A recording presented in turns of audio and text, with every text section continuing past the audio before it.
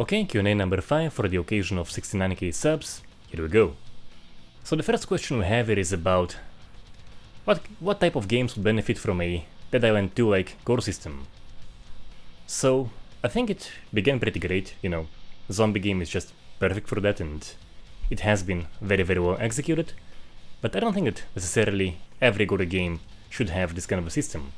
So for example, if you're going for a gritty, responsive tactical shooter, you probably want to go for something more along the lines of Last of Us, with the attention to streaks, the kind of head damage that game had was just beautiful, perhaps more dynamic. More dynamic is usually more fun. So what I think could benefit from a Dead Island 2 like system is something like Gears of War actually. Remember that franchise, which was promoted as being massively gory, super brutal, but in reality not having a great deal of substance. Mainly, it has a chainsaw, it has blood splashes, they're pretty big, but overall it's not all too impressive. So I think that franchise would very much benefit from that, or mostly just arcade games going for that kind of brutal, violent feel. I think they would benefit. Okay, this one is about the kind of response mechanics that we either haven't seen or have seen only very rarely, and I think in this case actually, I think we've seen pretty much most of what is there to be seen, perhaps aside from like very detailed fluid simulation, actually fluid simulation in the game, or perhaps brains getting liquefied by bullets, or things like that, but realistically, what I would have liked to see a lot more of is the kind of active ragdoll, well basically something like the engine of Euphoria, where it's not just a very cool active ragdoll, but there is some form of AI taken into account, so the character is interacting with the environment, the character is stumbling around, trying to hold on to whatever they might see, perhaps knocking stuff over. This kind of thing, so we have plenty of games with very cool ragdolls. This is actually the next question.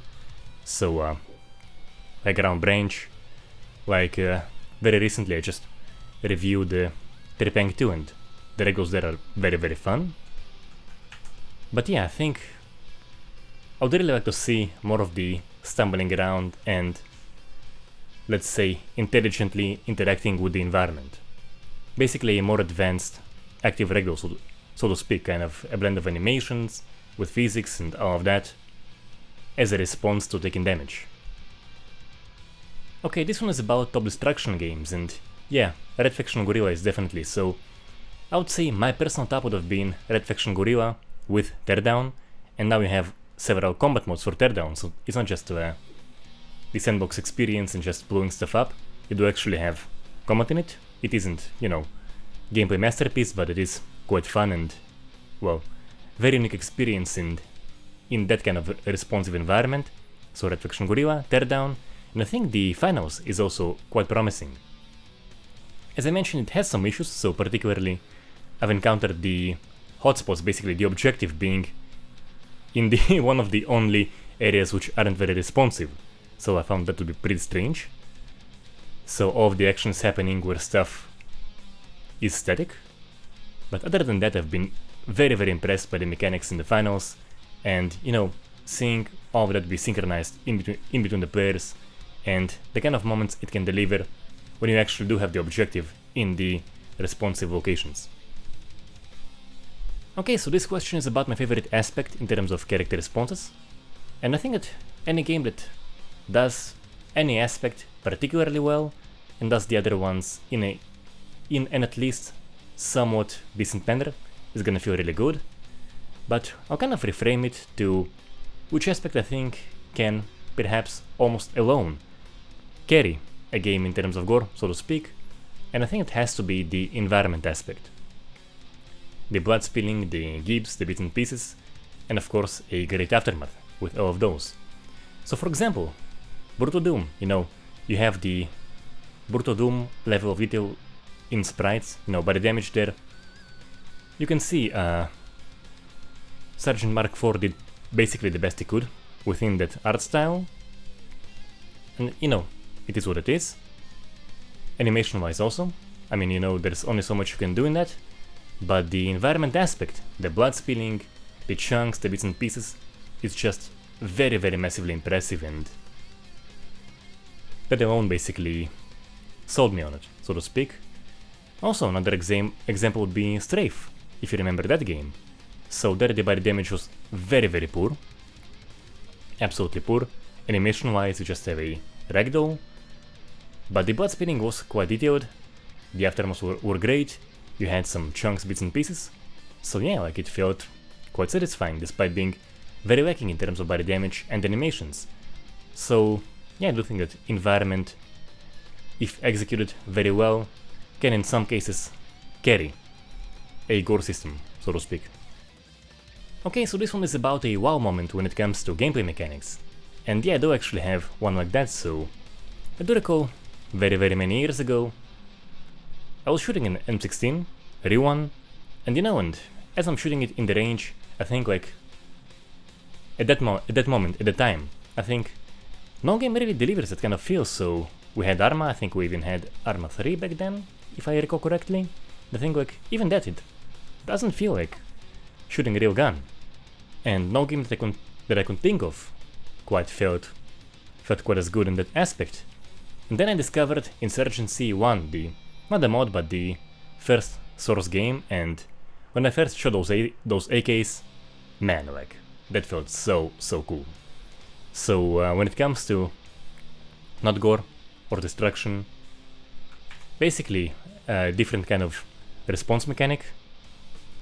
The first time I shot a gun in Insurgency, I was really blown away, and after that we had several games that delivered such a cool feel of, yeah, of a very authentic feel when you're shooting a gun in-game. Okay, as for this question, I have no idea what death grips are, or in which context. Is it perhaps like strength grips, like, I have no idea.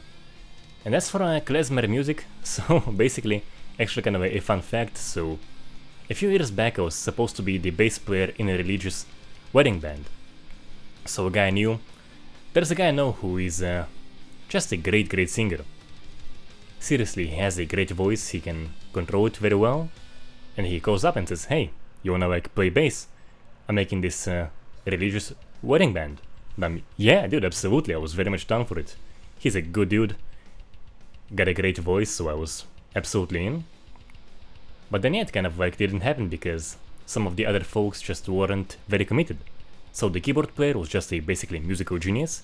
He was also definitely down, but the other guys just, yeah, like, you wanna schedule a practice and they can't. So that unfortunately fell apart, and I would have been very much up to making some playing in a religious wedding band. Okay, so lastly, the most memorable, funniest experience with a cat. So that has to be with Psycho Cat. Way back when I was feeding those cats, we had a new one join, and he kind of like comes out of the woodwork, and he was just a crazy, aggressive MFer.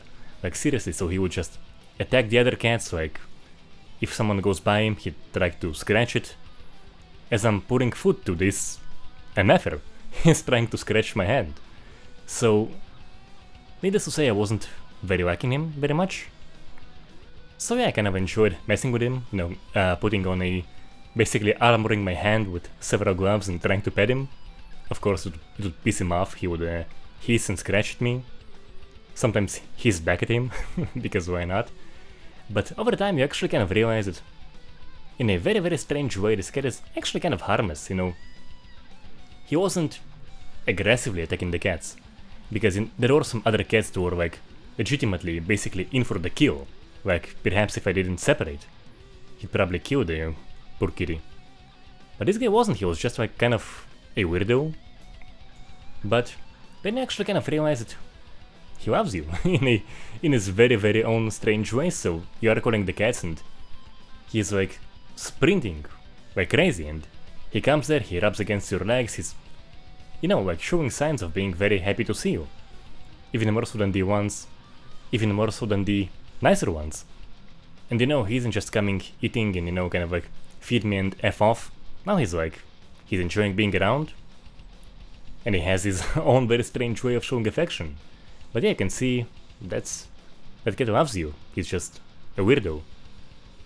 As for the other part about ideal zombie apocalypse loadout, so the fun one would be shotgun and axe, basically, with enough ammo, hopefully an axe that won't break, but realistically you probably wanna go for the silent stuff, so perhaps bow, crossbow, something for, melee, for hand to hand, well, hand to teeth in the case of a zombie, I guess. And perhaps a suppressed weapon, though those aren't as quiet as the movies make them to be, but you probably wanna have some kind of a firearm over nothing at all. Okay, so I hope you enjoyed this one, thank you all for the questions, and I'll see you all next time.